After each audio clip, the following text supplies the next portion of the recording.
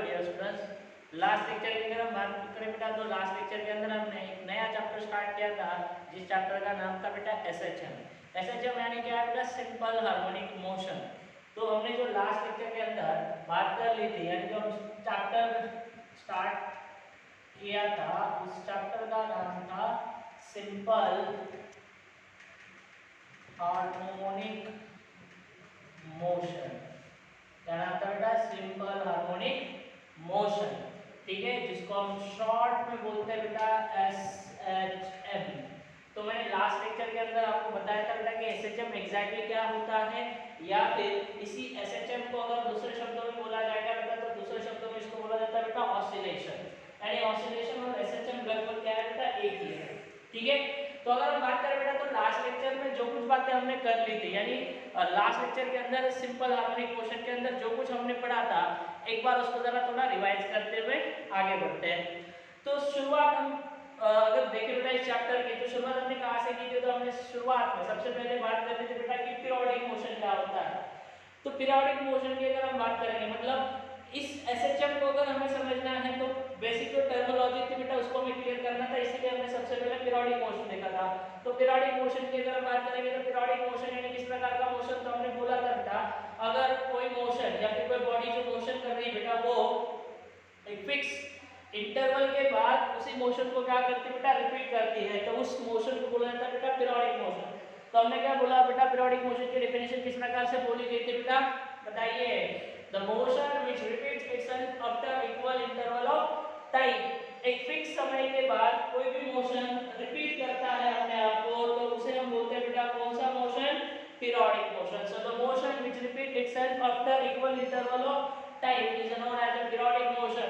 और periodic motion के example अगर आपसे पूछे जाते हैं तो हम क्या क्या बोल सकते हैं पीरियोडिक मोशन के एग्जांपल? तो हमने बोला था बेटा घड़ियों के जो हैंड्स होते हैं, one hand, second hand, minute hand, उनका जो मोशन होता है बेटा वो पीरियोडिक मोशन होता है। अगर हम बात करें बेटा अर्थ का अपने एक्सिस के अबाउट घूमना यानी पीरियोडिक मोशन होता है, यानी उससे दिन और रात जो होता है बेटा वो भी तो पीरियोडिक मोशन ही है। तो ये कुछ एग्जांपल्स हमने पीरियोडिक मोशन के देखे थे। तो पीरियोडिक मोशन की अगर हम बात करेंगे बेटा तो पीरियोडिक मोशन दो पार्ट्स में, बेसिकली पीरियोडिक मोशन को हम दो केसेस में स्टडी करते हैं। एक जो हमने बोला था बेटा ऑसिलेटरी मोशन, और दूसरा हमने बोला था बेटा कौन सा? सर्कुलर या फिर रोटेशनल मोशन। जो ऑसिलेटरी मोशन यानी किस प्रकार का मोशन होता है? तो ऑसिलेटरी मोशन यानी किस प्रकार का मोशन होता है? वो एक to and fro. To and fro का मतलब हम ऐसे बोल सकते हैं कि आगे पीछे वाला मोशन। तो मैंने आपको पेंडुलम का एग्जांपल दिया था, इस तरीके का पेंडुलम हमारे पास है। तो ये जो मोशन है बेटा पेंडुलम का, ठीक है, तो ये कौन सा मोशन है? टू एंड फ्रो मोशन है। ठीक है, ये इस तरीके से अगर पेंडुलम घूमता है, ठीक है, तो ये क्या होता है बेटा? एक टू एंड फ्रो मोशन होता है। ठीक है, तो ये क्या है बेटा? पीरियोडिक मोशन है। ठीक है, यानी पीरियोडिक मोशन यानी पीरियोडिक मोशन की जो केस है ये कौन सी बेटा? Oscillatory motion. और दूसरा हमने बोला था बेटा कौन सा था? Circular motion. पार्टिकल अगर इस तरीके से जो hour hand, second hand, minute hand का जो एग्जांपल आप लेके चल सकते बेटा सर्कुलर मोशन का एग्जांपल बोला जा सकता है। ठीक है, तो उससे भी हमने देखा था कि जो पीरियोडिक मोशन होता है बेटा उसकी एक स्पेशल कैरेक्टरिस्टिक्स होती है, या फिर हम बात करेंगे बेटा जो हम बात करेंगे वो टाइम पीरियड की बात करेंगे। सो टाइम पीरियड क्या होता है? तो टाइम पीरियड एक कैपिटल टी से डिनोट किया जाता है। ठीक है, टाइम पीरियड जो बेटा उस टाइम पीरियड को कैपिटल टी से डिनोट किया जाता है। और टाइम पीरियड को हम कैसे डिफाइन करेंगे? तो हम बोलेंगे बेटा कि the time taken by a particle और a body to complete one revolution, ठीक है, वन ऑसिलेशन, वन रोटेशन, जो आप बोलना है उस प्रकार से बोल सकते हो इनमें से।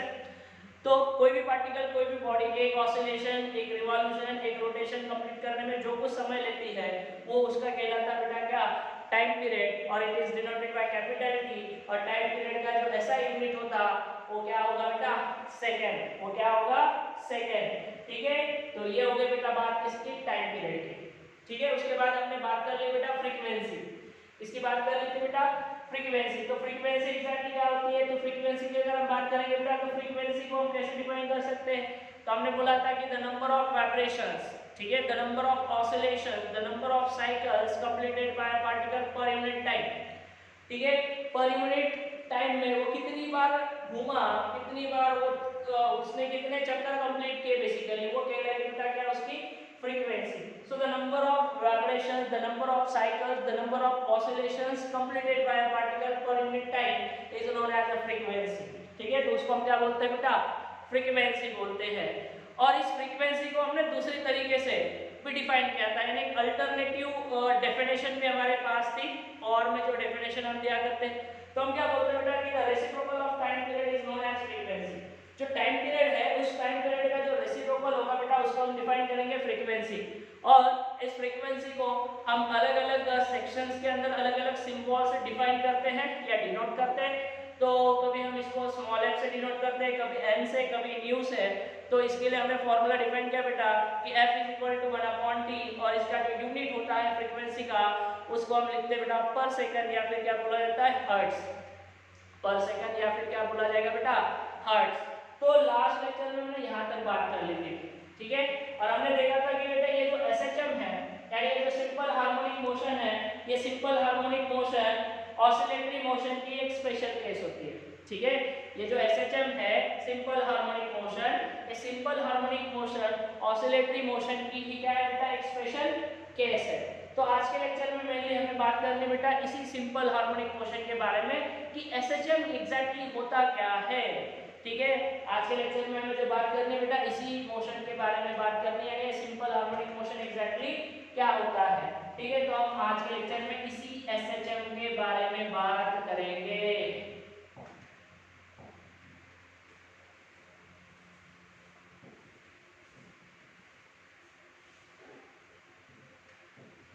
ठीक है कि एग्जैक्टली SHM क्या होता है। अगर हम बात करें बेटा SHM की तो SHM को समझाने के लिए आपको 3-4 बातें याद रखनी होगी। SHM क्या है तो मैंने बोला कि ऑसिलेटरी मोशन की ही क्या बेटा एक स्पेशल केस है। अब ऑसिलेटरी मोशन यानी किस प्रकार का मोशन, तो मैंने बोला ऑसिलेटरी मोशन यानी to and fro motion. To and fro motion मतलब जो आगे पीछे वाला मोशन होता है वही कहलाता है टू एंड फ्रो। तो इसको समझाने के लिए हम क्या कर लेते हैं, मान लेते हैं कि मैं आपको एक स्मूथ सरफेस ले लेता हूं सबसे पहले। तो चलिए मान लेते हैं कि मैंने एक स्मूथ सरफेस लिया ऐसे कुछ, सपोज टू बी एक स्मूथ सरफेस है,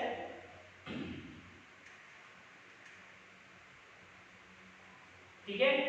एक स्मूथ सरफेस है और यहां से अब देखो इसको हम अलग अलग वे से डिफाइन कर सकते हैं। मैं जरा स्प्रिंग के थ्रू इसको समझाने की कोशिश करता हूं आपको। तो मैंने क्या बोला कि यहाँ पे इस तरीके से मैं ऐसे मान लेता हूँ बेटा कि यहाँ पे एक ब्लॉक रखी हुई है, ठीक है। यहाँ पे क्या है बेटा एक ब्लॉक है। अब मैं इनिशियली आपको बोल रहा हूँ बेटा कि ये सरफेस जो मैंने यहाँ पे कंसीडर कर ली है, ये सरफेस कैसी मानते हुए चल रहा हूँ बेटा, मैं एक स्मूथ सरफेस मानते हुए चल रहा हूँ। और यहाँ इस तरीके से यहाँ कनेक्टेड है बेटा एक स्प्रिंग, ठीक है। यहाँ इस तरीके से क्या बेटा कनेक्टेड है बेटा एक स्प्रिंग, ठीक है। अब ध्यान समझना यहाँ जो कनेक्टेड बेटा एक स्प्रिंग कनेक्टेड है। सिंपल सी बात बता रहा हूँ बेटा आपको, ठीक है। यहाँ कनेक्टेड इसके साथ एक स्प्रिंग है। तो अब ये जो पोजीशन है यहाँ पे पार्टिकल की, ये जो पोजीशन यहाँ है, ये जो पोजीशन आपको दिखाई दे रही है बेटा पार्टिकल की या ब्लॉक की, ये जो पोजीशन होती है इस पोजीशन को हम डिफाइन करते हैं बेटा मीन पोजीशन। इसको हम क्या लिखते हैं या फिर क्या बोलते हैं बेटा, इसको क्या डिफाइन करते हैं हम लोग मीन पोजीशन। यानी ये ऐसी पोजीशन मीन पोजीशन या फिर इसी को बोला जाता है बेटा इक्विलिब्रियम। मीन पोजीशन या फिर इसी को हम क्या बोलते हैं बेटा इक्विलिब्रियम, ठीक है। मीन पोजीशन या फिर इक्विलिब्रियम बोला जाता है। इसका मतलब यहाँ पे इस पोजीशन के ऊपर अगर हम बात करें बेटा तो इसके ऊपर जो नेट फोर्स है, ठीक है। यहाँ अगर हम इसके ऊपर बात करें बेटा यहाँ तो इसमें जो नेट फोर्स होता है इस पोजीशन पे वो कितना होता है, 0, ठीक है। तो यहाँ पे जब पार्टिकल होता है, ठीक है, इसको अगर मैं यहाँ से इस तरीके से डॉटेड लाइन से अगर मैं इसको रिप्रेजेंट कर रहा हूँ बेटा तो इस पोजीशन के ऊपर ये जो ब्लॉक होगा, इस ब्लॉक के ऊपर जो कुछ नेट फोर्स रहेगी, ठीक है, वो कितनी होगी, नेट फोर्स 0 होगी। अब हमने क्या किया बेटा इस ब्लॉक को पकड़ा, ठीक है, इस ब्लॉक को पकड़ा और इसको हमने डिस्प्लेस करते हुए यहाँ लेके आए। इस ब्लॉक को हमने पकड़ा और इस ब्लॉक को हम डिस्प्लेस करते हुए कहाँ लेके आए बेटा, यहाँ लेके आए। यहाँ इस ब्लॉक को लेके आ गए। अब हमने क्या किया बेटा, ध्यान से समझना, हमने डिस्प्लेस किया बेटा इस डायरेक्शन में। यानी अगर मैं यहाँ इस तरीके से इसको यहाँ भी एक डॉटेड लाइन रिप्रेजेंट करता हूँ, समझ लेना बेटा मुझे क्या कहना है। तो यहाँ यहाँ हमने इसको यहाँ तक हम इसको डिस्प्लेस करते हुए लेके आए। मतलब अगर हम मानते हुए चले बेटा यहाँ हमने इसको डिस्प्लेस किया, मतलब मैं अगर कहूँ बेटा तो डिस्प्लेसमेंट हम इस डायरेक्शन में कर रहे हैं, लेकिन ये जो स्प्रिंग होगी, अब देखो जरा ये मीन पोजीशन से हम इसको यहाँ तक लेके आए, यानी हमने डिस्प्लेस किया बेटा यहाँ इस डायरेक्शन में, मतलब पॉजिटिव एक्स में हमने ब्लॉक को डिस्प्लेस किया, लेकिन जो रिस्टोरिंग फोर्स होती है, ठीक है, जो फोर्स लग रही है बेटा स्प्रिंग के अंदर जो इसको रिस्टोर करने वाली होगी, वो फोर्स इस डायरेक्शन में लगने वाली है, बिल्कुल अपोजिट डायरेक्शन में, ठीक है। मतलब डिस्प्लेसमेंट के अपोजिट में काम करने वाली ये जो फोर्स होगी बेटा, डिस्प्लेसमेंट के अपोजिट में ये जो काम करने वाली फोर्स होगी बेटा, इसको हम बोलते हैं बेटा कौन सी फोर्स होगी, रिस्टोरिंग फोर्स। इस रिस्टोरिंग फोर्स के बारे में ऑलरेडी हम पढ़ चुके हैं बेटा जब हम इलास्टिसिटी पढ़ रहे थे, ठीक है, यानी मैकेनिकल प्रॉपर्टीज ऑफ सॉलिड जब हम पढ़ रहे थे उसी वक्त हमने इस रिस्टोरिंग फोर्स के बारे में बात कर ली थी। और ये जो x हमारे पास है यहाँ पे, तो ये x हमारे लिए क्या है बेटा, डिस्प्लेसमेंट। मतलब अगर आप पॉजिटिव x में डिस्प्लेस करते हो ब्लॉक को, तो रिस्टोरिंग फोर्स उसके अपोजिट डायरेक्शन में काम करता है, और अगर नेगेटिव x में करोगे बेटा यहाँ इस डायरेक्शन में डिस्प्लेस करोगे तो रिस्टोरिंग फोर्स उसके अपोजिट में काम करता है। मतलब यहाँ से हमें एक चीज समझ में आनी चाहिए, अगर मैं यहाँ से इसको रिलीज करता हूँ, ध्यान समझना, अगर मैं यहाँ से इसको रिलीज करता हूँ बेटा, यहाँ पे ध्यान समझना, ये मीन पोजीशन होती है, यहाँ पे ये जो पोजीशन आपके पास होगी बेटा, इस पोजीशन को हम बोलते हैं बेटा एक्सट्रीम पोजीशन। इस पोजीशन को क्या बोला जाता है बेटा, एक्सट्रीम पोजीशन। तो जहां से देखो बेटा मीन पोजीशन से आप एक्सट्रीम तक लेके आए, जैसे आपने यहाँ से रिलीज किया बेटा, तो ये फिर से कहाँ चलेगा बेटा, मीन पोजीशन। कोई भी पार्टिकल हो, कोई भी सिस्टम हो बेटा, वो हमेशा कहाँ रहने की कोशिश करता है, मिनिमम स्टेट में रहने की कोशिश करता है। ये बिल्कुल वही सिचुएशन जैसे पेंडुलम, जैसे पेंडुलम की अगर हम बात करें बेटा, पेंडुलम, तो पेंडुलम की अगर हम बात करें बेटा, तो मान लेते हैं एक रिजिड सपोर्ट है, और इस रिजिड सपोर्ट से यहाँ वायर लगाई हुई है, और यहाँ कनेक्टेड बेटा एक बॉब, और अगर इस बॉब को आपने यहाँ डिस्प्लेस कर लिया कुछ इस प्रकार से, और आपने यहाँ से इसको अगर रिलीज किया, तो ये ब्लॉक, ये जो बॉब होगा बेटा, ये ऐसे घूमता है ना, ये टू एंड फ्रो, तो ये हमेशा कहाँ आने की कोशिश करता है, मीन पोजीशन में आने की कोशिश करता है। यानी ये इसकी मीन पोजीशन होगी यहाँ, ये इसकी मीन पोजीशन होगी, ये हमेशा इसी पोजीशन पे आने की कोशिश करेगा, तो यहाँ से ये क्या होगा बेटा, इधर आएगा, लेकिन ये यहाँ पे मीन पोजीशन पे रुक पाएगा क्या, नहीं रुकता। क्यों नहीं रुकता, ड्यू टू इनर्शिया। आपने अभी लॉज ऑफ मोशन के अंदर इनर्शिया पढ़ा होगा, ठीक है, लॉज ऑफ मोशन के अंदर आपने इनर्शिया पढ़ा होगा, तो उस इनर्शिया के कारण वो वहां पे नहीं रुक पाता और आगे बढ़ता है, ठीक है, इनर्शिया के कारण वो वहां पे नहीं रुक पाता और आगे बढ़ता है, और फिर यहाँ आता है, फिर से ये फिर से कहाँ चलेगा बेटा, ये फिर से यहाँ चलेगा बेटा towards the mean position. Again mean position के ऊपर नहीं रुक पाएगा ड्यू टू इनर्शिया, और कंटिन्यूअसली ऐसे ये क्या करेगा, एक फिक्स पॉइंट के about to and fro motion करता रहेगा, और इसी मोशन को हम बोलते हैं बेटा कौन सा मोशन, सिंपल हार्मोनिक मोशन। लेकिन कब, जब एनर्जी का लॉस नहीं होगा, तब ये जो मोशन होगा बेटा ये कहलाया जाएगा सिंपल हार्मोनिक मोशन, या फिर ऑसिलेटरी मोशन आप इसको बोल सकते हो, ठीक है।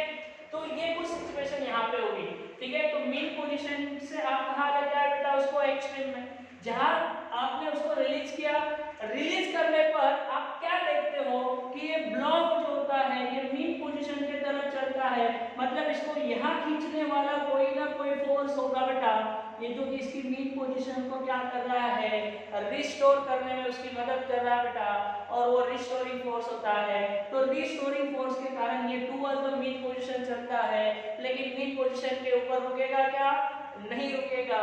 क्यों नहीं रुकता, इनर्शिया के कारण नहीं रुकता, और फिर आगे बढ़ेगा, फिर से एक पॉइंट पे रुकेगा, फिर से पीछे रिस्टोरिंग फोर्स लगेगा, और इस तरीके से एक फिक्स पॉइंट के अबाउट ये क्या करेगा बेटा, टू एंड फ्रो मोशन करेगा, और इसी को हम बोलते हैं बेटा सिंपल हार्मोनिक मोशन। ठीक है, और इसी को हम क्या बोलते हैं बेटा, सिंपल हार्मोनिक मोशन। तो ये आपके पास होता है बेटा एसएचएम यानी सिंपल हार्मोनिक मोशन। ये आपके पास क्या होगा बेटा, सिंपल हार्मोनिक मोशन हो जाएगा। ये आपके पास एसएचएम होगा, एक सिंपल हार्मोनिक मोशन के क्या आ जाएगी बेटा, आपके पास ये केस आ जाएगी। ठीक है, तो ये आपके पास हो गया बेटा सिंपल हार्मोनिक मोशन। ठीक है, अब ध्यान समझना, यहाँ से आपके पास एफ और एक्स में एक रिलेशन निकल के आ रही है। यहाँ से अगर आप देखो तो एफ और एक्स में आपके पास क्या बेटा, एक रिलेशन निकल के आ रही है। तो अगर मैं ध्यान से देखूं बेटा, यहाँ पे इसको जरा मैं मिटा देता हूँ। ये जो हमारा पेंडुलम है, इस पेंडुलम का किसी भी तरह का कोई भी काम यहाँ पे नहीं है। इसको जरा मैं यहाँ क्या कर देता हूँ बेटा, मिटा देता हूँ। तो अगर आप ध्यान से देखो तो यहाँ से जो रिलेशन है बेटा फोर्स और डिस्प्लेसमेंट में, तो मैं यहाँ से बोल सकता हूँ बेटा कि F is proportional to minus x. F is proportional, directly proportionality में है क्या बेटा, माइनस एक्स। यानी माइनस साइन क्या रिप्रेजेंट कर रहा है कि फोर्स और डिस्प्लेसमेंट एक दूसरे के अपोजिट में, यानी जितना ज्यादा आप डिस्प्लेस करोगे उतना ज्यादा रिस्टोरिंग फोर्स होगा। ये तो डायरेक्टली रिलेशन है, जितना ज्यादा फोर्स, ठीक है, या जितनी ज्यादा डिस्प्लेसमेंट उतना ज्यादा फोर्स। ये माइनस साइन का इंडिकेट कर रहा है बेटा, सो माइनस साइन इंडिकेट्स, ठीक है, माइनस साइन इंडिकेट्स दैट, मतलब ऐसे बोल सकता हूं कि minus sign indicates only direction. ठीक है, यानी माइनस साइन क्या बता रहा है कि फोर्स और डिस्प्लेसमेंट जो है बेटा वो एक दूसरे के क्या है, अपोजिट है। फोर्स और डिस्प्लेसमेंट जो है वो एक दूसरे के क्या है बेटा, अपोजिट डायरेक्शन में काम कर रहे हैं, एक दूसरे के अपोजिट में बिल्कुल है वो। तो यहाँ पे अगर मैं बात करूँ तो क्या बोल सकता हूँ बेटा आगे कि F इज इक्वल टू, अब ये जो प्रोपोर्शनलिटी साइन है, ठीक है, यहाँ पे अगर मैं बात करूँ बेटा तो ये जो प्रोपोर्शनलिटी साइन है, इस प्रोपोर्शनलिटी साइन को हटाने के लिए, ये जो प्रोपोर्शनलिटी साइन है, इस प्रोपोर्शनलिटी साइन को हटाने के लिए मुझे यहाँ पे क्या लेना होगा बेटा, एक कांस्टेंट लेना होगा। ठीक है, ये जो प्रोपोर्शनलिटी साइन है, इस प्रोपोर्शनलिटी साइन को हटाने के लिए मुझे यहाँ पे क्या लेना होगा, एक कांस्टेंट लेना होगा। तो मैं यहाँ पे लिखता हूँ बेटा F is equal to minus x. ये सबसे पहला फॉर्मूला है बेटा आपका एसएचएम के अंदर का। ठीक है, F is equal to minus के x. F is equal to क्या है बेटा, माइनस के एक्स। ये सबसे पहला फॉर्मूला है एसएचएम का। ठीक है, ये सबसे पहला फॉर्मूला है बेटा एसएचएम का। ठीक है, F is equal to minus के x, F is equal to minus के एक्स, ये सबसे पहला फॉर्मूला है एसएचएम के अंदर का। अब ध्यान समझना, यहाँ पे हमने ये जो कांस्टेंट लिया है के, अब देखो बेटा निगेटिव साइन यहाँ पे फिर से बोल रहा बेटा, ये निगेटिव साइन के लिए नहीं है, मतलब यहाँ पे जो प्रोपोर्शनलिटी कांस्टेंट हमने लिया है बेटा वो माइनस में नहीं है, वो तो पॉजिटिव है। माइनस साइन बस ये इंडिकेट कर रहा है बेटा कि फोर्स और डिस्प्लेसमेंट जो है बेटा वो एक दूसरे के अपोजिट में काम करते हैं। तो यहाँ पे लिखवा के दे रहा हूँ बेटा कि where k is the, where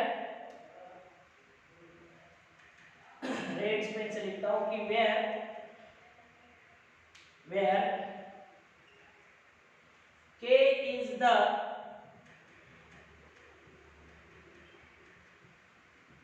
proportionality, where k is the proportionality constant known as force constant, known as force constant। और इसी के को जब आप वर्क पावर एनर्जी पढ़ते हो, इसी के को जब आप वर्क पावर एनर्जी पढ़ते हो तो इसको दूसरे नाम से भी हम लेते हैं और वो होता है बेटा स्प्रिंग कांस्टेंट। ठीक है, तो where k is the proportionality constant known as force constant और spring constant। ठीक है, तो ये जो k होता है, इस k को, k जो है बेटा एक प्रोपोर्शनलिटी कांस्टेंट है जिसको हम फोर्स कांस्टेंट या स्प्रिंग कांस्टेंट के नाम से जानते हैं। ठीक है, ये जो k है बेटा एक प्रोपोर्शनलिटी कांस्टेंट है जिसको हम फोर्स कांस्टेंट या फिर स्प्रिंग कांस्टेंट के नाम से जानते हैं। और याद रखना बेटा ये हमेशा क्या रहेगा, पॉजिटिव। ये हमेशा क्या रहेगा, पॉजिटिव। माइनस साइन जो है वो माइनस साइन सिर्फ ये इंडिकेट कर रहा है कि फोर्स और डिस्प्लेसमेंट इस तरीके से काम करते हैं, मतलब फोर्स और डिस्प्लेसमेंट एक दूसरे के अपोजिट में काम करते हैं, इसलिए माइनस साइन वहां पे है। ये हमेशा क्या रहेगा, कांस्टेंट रहेगा। बात समझ में आ रही है? ये जो स्प्रिंग कांस्टेंट या फिर फोर्स कांस्टेंट है, ये हमेशा क्या रहने वाला बेटा, पॉजिटिव रहने वाला। इसमें कंफ्यूजन क्रिएट मत कीजिए कि सर माइनस जो है बेटा वो के साथ जुड़कर आया है, ना ना वो के का नहीं है, वो क्या बेटा एक्स के लिए वहां पे लगाया जा चुका है कि फोर्स और डिस्प्लेसमेंट एक दूसरे के अपोजिट में, के को उससे कुछ लेना देना नहीं है, ये हमेशा क्या रहेगा बेटा, पॉजिटिव। ठीक है, के जो रहेगा बेटा वो हमेशा क्या रहेगा, पॉजिटिव रहेगा। ठीक है, अब ध्यान समझना, यहाँ पे अगर हम बात करें बेटा कि ये जो फोर्स यहाँ पे है, मतलब ये जो फोर्स हम यहाँ पे देख पा रहे हैं बेटा कि F is equal to minus के एक्स में जो फोर्स आ रहा है बेटा, ये फोर्स में कुछ बातें बेटा जो हमें डिस्कस करनी है। ठीक है, अब के लिए आप यहाँ से फॉर्मूला भी बना सकते हैं। ठीक है, के लिए आप यहाँ पे फॉर्मूला भी बना सकते हो, कोई दिक्कत नहीं है सर। अगर मैं यहाँ पे इसको लिखवा के देता हूँ बेटा इस तरीके से कि ये मैग्नीट्यूड लिया बेटा फोर्स का, ध्यान से समझना, फोर्स का मैग्नीट्यूड ले रहा हूँ, यानी यहाँ पे मैं लिख सकता हूँ बेटा कि के, और ये आ गया बेटा मॉड ऑफ। अब इसको अगर मैं लिखता हूँ बेटा डायरेक्शन वाइज, तो डायरेक्शन वाइज में ऐसे भी इसको पूरा रिप्रेजेंट कर सकता हूँ, बिल्कुल रिप्रेजेंट कर सकता हूँ बेटा, यहाँ भी वेक्टर लगा सकता हूँ मैं, कोई दिक्कत नहीं। ठीक है, तो यहाँ से अगर मैं लिखूं बेटा तो k इज इक्वल टू, आप लिख सकते हो बेटा ये क्या आ जाएगा, f बाय x। ठीक है, मैग्नीट्यूड वाइज। ठीक है, तो k के लिए हमारे पास फॉर्मूला हो सकता है f is equal to kx आ सकता है, तो k इज इक्वल टू क्या आ जाएगा बेटा, f बाय x आ जाएगा। और इस k के लिए अगर मैं बात करूं बेटा तो इसका जो SI यूनिट होगा, ठीक है, ये अगर मैं k की बात करूं बेटा तो k के लिए जो SI यूनिट निकल के आएगा फोर्स का क्या होगा बेटा, न्यूटन, और ये आ जाएगा बेटा मीटर, सो न्यूटन पर मीटर। ठीक है, न्यूटन पर मीटर ये SI यूनिट होगा बेटा k के लिए। अगर मैं CGS यूनिट की बात कर लेता हूं बेटा k के लिए, तो CGS यूनिट आ जाएगा बेटा k के लिए कितना, बोलिए, तो ये आ जाएगा बेटा डाइन पर सेंटीमीटर स्क्वायर। ये क्या आ जाएगा बेटा, डाइन पर सेंटीमीटर स्क्वायर। और अगर मुझे k के लिए डायमेंशन लिखनी है, अगर मुझे मान लेते हैं बेटा k के लिए डायमेंशन लिखनी है, सो k के लिए डायमेंशन कितनी होगी, तो k के लिए डायमेंशन देखिए जरा ध्यान से, आपको पूरा लिखवा के देता हूं मैं। k के लिए डायमेंशन, ऊपर फोर्स है तो फोर्स की डायमेंशन आएगी विच is equal to m1 l1 t-2। ठीक है, और डिवाइडेड में नीचे आएगा बेटा क्या, बोलिए सर, L1। ठीक है, तो यहाँ पे जरा ध्यान समझना क्या आएगा बेटा डायमेंशन, तो ये आ जाएगी बेटा m1 l0, ठीक है, t-2। और आप देखकर ही बता सकते हो कि बेटा ये डायमेंशन किससे मिलती जुलती आ रही है, m1 l0 t-2। तो आपको पता है बेटा force per unit length, force per unit length कौन सी क्वांटिटी के फॉर्मूला है, कौन से क्वांटिटी का फॉर्मूला है, फोर्स पर यूनिट लेंथ। अरे यार मेजरमेंट पढ़ चुके हैं आप, so force per unit length measurement पढ़ चुके हैं, और यहाँ तक कि आपका प्रॉपर्टीज ऑफ मैटर सेक्शन भी कंप्लीट कर दिया, जिसके अंदर आपने मैकेनिकल प्रॉपर्टीज ऑफ फ्लूइड की भी बात कर ली थी। तो मुझे एक बात बताइए, m1 l0 t-2, m1 l0 t-2 ये जो डायमेंशन है बेटा ये किससे मिलती है, तो ये डायमेंशन मिलती है बेटा सरफेस टेंशन के साथ। ठीक है, ये डायमेंशन किससे मिलती है, सरफेस टेंशन के साथ मिलती है। ठीक है, तो ये सरफेस टेंशन के साथ मिलती है डायमेंशन। अब जरा ध्यान समझना आगे की कहानी। तो यहाँ पे अगर आप देखो तो ये जो फोर्स है बेटा, यहाँ पे ये वाला फोर्स, ठीक है, ये जो फोर्स ये वाला फोर्स है, ठीक है, तो इस फोर्स के बारे में अगर मैं बात करूं बेटा तो इस फोर्स के बारे में आपको तीन बातें याद रखनी है। पहली बात, पहली इंपॉर्टेंट बात यहाँ पे इस फोर्स के बारे में आपको याद रखनी है बेटा, फर्स्ट इंपॉर्टेंट बात कि ये जो फोर्स है बेटा, ये फोर्स कैसी फोर्स है, वेरिएबल फोर्स है। पहली इंपॉर्टेंट बात यहाँ पे याद रखिए बेटा कि ये जो फोर्स है बेटा ये कैसी फोर्स है, वेरिएबल फोर्स है। मतलब आप जितना डिस्प्लेस करोगे बेटा उतना फोर्स क्या होगा, जितना ज्यादा डिस्प्लेस करोगे उतना ज्यादा फोर्स। जैसे x बढ़ाते जाओगे बेटा वैसे x में चेंज मिलता जाएगा, सॉरी, जैसे x बढ़ाते जाओगे बेटा वैसे f में चेंज मिलता जाएगा, क्योंकि ये रिलेशन देख पा रहे हो। तो इसका मतलब जैसे x को आप चेंज करोगे वैसे f चेंज होता जाएगा। तो ये जो फोर्स यहाँ पे हमें मिल रही है बेटा, तो ये फोर्स, ठीक है, कैसी फोर्स है बेटा, वेरिएबल फोर्स है। ये जो फोर्स यहाँ पे आप देख पा रहे बेटा, ये फोर्स कैसी फोर्स है, वेरिएबल फोर्स है। ठीक है, ये फोर्स कैसी होगी बेटा, वेरिएबल फोर्स होगी। ठीक है, चलिए, तो अगर आप देखें बेटा तो ये फोर्स जो है बेटा वेरिएबल फोर्स है। दूसरी बात यहाँ पे अगर हम बात करें बेटा, तो आप अभी दूसरी इंपॉर्टेंट बात अगर हम देखें बेटा, तो ये जो फोर्स है बेटा एक कंजर्वेटिव फोर्स है, एक कंजर्वेटिव फोर्स है। ठीक है, तो ये जो फोर्स है बेटा एक कंजर्वेटिव फोर्स है, क्योंकि स्प्रिंग फोर्स की अगर हम बात करेंगे तो हमें पता है कि कौन सी फोर्स होती है, वो कंजर्वेटिव फोर्स है। ठीक है, तो यहाँ पे दो बातें तो हो गई। फर्स्ट इंपॉर्टेंट बात वेरिएबल होगा, दूसरी इंपॉर्टेंट बात कंजर्वेटिव है। ठीक है, पहली इंपॉर्टेंट बात क्या है, वेरिएबल है। दूसरी इंपॉर्टेंट बात क्या है बेटा, कंजर्वेटिव है। और तीसरी और एक इंपॉर्टेंट बात, ठीक है, थर्ड वन और बहुत ही important,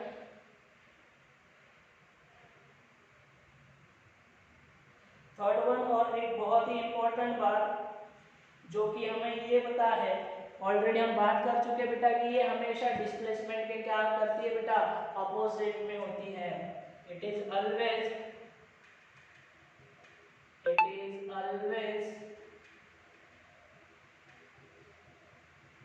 opposite to displacement. It is always opposite to displacement. ऐसे भी बोल सकते हो कि हमेशा क्या होगा बेटा, अपोजिट होगा बेटा डिस्प्लेसमेंट के, अपोजिट में होगा बेटा हमेशा क्या, डिस्प्लेसमेंट के। तो ये तीन बातें, it is always opposite to displacement. ठीक है, it is always opposite to displacement, हमेशा डिस्प्लेसमेंट के क्या होगा बेटा, ये अपोजिट होगा। तो ये तीन बातें आपको इस फोर्स के बारे में याद रखनी होगी। पहली इंपॉर्टेंट बात क्या, पहली इंपॉर्टेंट बात क्या, वेरिएबल। दूसरी इंपॉर्टेंट बात क्या बेटा, कंजर्वेटिव। और तीसरी इंपॉर्टेंट बात की ये फोर्स हमेशा डिस्प्लेसमेंट के अपोजिट में होती है। ठीक है, अगर डिस्प्लेसमेंट पॉजिटिव एक्स में होगी तो उसके बिल्कुल अपोजिट में काम करेगा, मतलब ये नेगेटिव एक्स के डायरेक्शन में काम करेगा, मतलब उधर की तरफ, उस डायरेक्शन की तरफ काम करेगा। ठीक है, सो हमेशा याद रखिए बेटा, ये तीन बातें आपको हमेशा याद रखनी होगी, किसके लिए, डिस्प्लेसमेंट के लिए। किसके लिए याद रखनी होगी बेटा, डिस्प्लेसमेंट के लिए आपको ये तीन बातें हमेशा क्या करनी होगी बेटा, याद रखनी। हाँ, अब ग्राफ देखिए बेटा किस तरह से मिल सकता है। अब मुझे एक बात बताइए, यहाँ पे अगर आप देखें तो यहाँ पे अगर आप देखो तो मैं ऑलरेडी बोल चुका बेटा कि ये क्या होगा बेटा, एक्सट्रीम पॉइंट होगा। ठीक है, अब मुझे एक बात बताइए, यहाँ आने के बाद यहाँ रुकेगा क्या ये ब्लॉक, नहीं सर, यहाँ भी नहीं रुकने वाला, ये इधर आएगा बेटा यहाँ पे, मतलब ये स्प्रिंग को पूरी तरीके से क्या कर देगा बेटा, यहाँ पे कंप्रेस करेगा। ये जो होगा बेटा स्प्रिंग को पूरी तरीके से क्या करेगा, कंप्रेस करेगा। फिर से यहाँ इसी पॉइंट से इस पॉइंट की तरफ आएगा, मतलब ये जो ब्लॉक होगा बेटा ये कुछ यहाँ पे भी पहुंचेगा इस तरीके से, यहाँ, ठीक है, कुछ इस तरीके से यहाँ पे भी काम करेगा। मैं इसको जरा और आगे लेके जा सकता हूँ, कोई दिक्कत नहीं है मुझे, इसको मैं जरा और आगे लेके जा सकता हूँ। मान लेते मैं यहाँ बात कर लेता हूँ, यहाँ स्प्रिंग कनेक्टेड, डायग्राम को थोड़ा मॉडिफाई कर लेंगे। ओके, यहाँ कनेक्ट, तो ये ब्लॉक जो होगा बेटा इतना ही, यहाँ इस तरीके से इधर भी तो जाएगा ये वाला पॉइंट,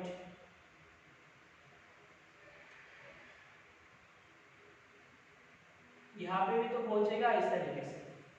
ठीक है ना, तो कहने का मतलब क्या होगा कि जब डिस्प्लेसमेंट, जब आपको, जब ये यहां से यहां,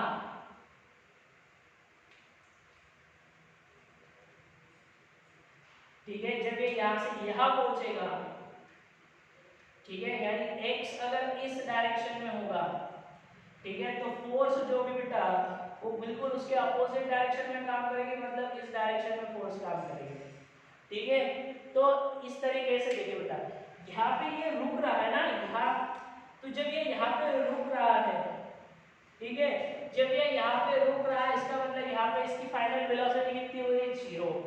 यहाँ पे रुक रहा है इसका मतलब यहाँ पे भी इसकी फाइनल वेलोसिटी कितनी हो रही है, 0। तो एक्सट्रीम पोजीशन के ऊपर, ये भी तो इसकी एक्सट्रीम पोजीशन हुई, तो यहाँ से हमें समझ में आता है कि एक्सट्रीम पोजीशन के ऊपर ये जो वेलोसिटी होती है बेटा, ये कितनी हो जाएगी, 0। एक्सट्रीम पोजीशन के ऊपर ये जो वेलोसिटी होगी बेटा, वो कितनी होगी, 0।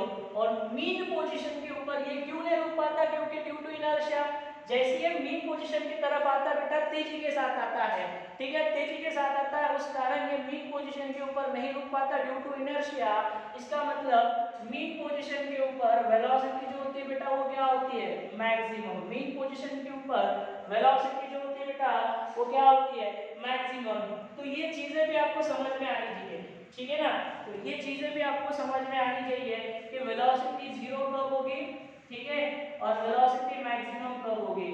तो यहाँ पे अगर हम देखें तो हम बोल सकते हैं कि एक्सट्रीम पोजीशन के ऊपर वेलोसिटी जो बेटा मिनिमम यानी 0 आप कंसीडर कर लीजिए, और मैक्सिमम वेलोसिटी कहाँ होती है बेटा, सो मैक्सिमम वेलोसिटी होती है at mean position. So mean position के ऊपर जो वेलोसिटी होती है बेटा, वो मैक्सिमम होती है। मीन पोजीशन के ऊपर जो वेलोसिटी होती है बेटा, वो मैक्सिमम होती है। बात समझ में आ रही है बेटा। मीन पोजीशन के ऊपर वेलोसिटी क्या होगी बेटा, मैक्सिमम होगी, और एक्सट्रीम पोजीशन के ऊपर वेलोसिटी होगी बेटा कितनी, मिनिमम। बात समझ में आ रही है। अरे यार बात में क्लैरिटी है। अब इसका ग्राफ कैसे होगा सर, अगर मैं फोर्स और डिस्प्लेसमेंट की बात कर लेता हूँ बेटा, अगर मैं यहाँ पे फोर्स और डिस्प्लेसमेंट की बात कर लेता हूँ, और अगर फोर्स और डिस्प्लेसमेंट के बीच में अगर मुझे ग्राफ बनाना है, अगर फोर्स और डिस्प्लेसमेंट के बीच में अगर मुझे ग्राफ बनाना है, तो फोर्स और डिस्प्लेसमेंट के बीच में ग्राफ कैसे बन सकता है, ठीक है। तो अगर मैं यहाँ पे मान लेता हूँ बेटा, इस एक्सिस के ऊपर फोर्स है और इस एक्सिस के ऊपर क्या बेटा, डिस्प्लेसमेंट है, और रिलेशन मेरे पास है F = kx। रिलेशन क्या है मेरे पास, F = kx। अगर डिस्प्लेसमेंट पॉजिटिव है, ठीक है, तो फोर्स निगेटिव में काम कर रहा है। अगर डिस्प्लेसमेंट पॉजिटिव है तो फोर्स निगेटिव में काम करता है, और जब डिस्प्लेसमेंट निगेटिव में है तो फोर्स जो होगा बेटा वो पॉजिटिव डायरेक्शन में लगता है, मतलब पॉजिटिव डायरेक्शन की तरफ लगता है। तो यहाँ पे अगर आप देखो बेटा, तो यहाँ पे अगर ग्राफ देखिए जरा ध्यान से, ठीक है, तो ग्राफ कुछ इस प्रकार से मिलेगा बेटा आपको, क्योंकि ये डायरेक्टली रिलेट कर रहे हैं बेटा। तो फर्स्ट केस में ग्राफ ऐसे बनेगा और सेकंड केस में ऐसे बनेगा, मतलब ये लाइन जो भी मिलेगी बेटा ऐसे आपको देखने को मिल जाएगी, ठीक है। तो यहाँ पे अगर हम देखें बेटा, तो ये जो होगा बेटा कुछ इस प्रकार का ग्राफ आपको देखने को मिलेगा बेटा f और x के बीच में, ठीक है। तो f और x के बीच में आपको ऐसे कुछ क्या होगा बेटा, ग्राफ देखने को मिल जाएगा। तो यहाँ पे अगर आप देखो तो f = -kx है, और अगर हम देखें बेटा तो इसका स्लोप आप लिख सकते हैं कि y = mx, ठीक है, प्लस यानी स्लोप अगर आप देखो तो क्या होगा बेटा, माइनस में होगा, -mx लिखोगे, ठीक है। f = -kx या फिर y = -mx। तो यहाँ पे अगर आप देखो बेटा तो स्लोप जो होगा बेटा वो क्या होगा, इसका निगेटिव में आ जाएगा, ठीक है। स्लोप जो होगा बेटा वो किस में आना चाहिए, स्लोप जो होगा बेटा वो आपके पास जो आएगा वो क्या होगा बेटा, निगेटिव में स्लोप आपको देखने को, इक्वेशन ऑफ स्ट्रेट लाइन बनेगी और स्लोप जो होगा बेटा वो आपको क्या मिल जाएगा, नेगेटिव में देखने को मिल जाएगा, which is equal to -k, ठीक है। तो आपके पास ये जो स्लोप होगा बेटा वो क्या होगा, -k आ जाएगा।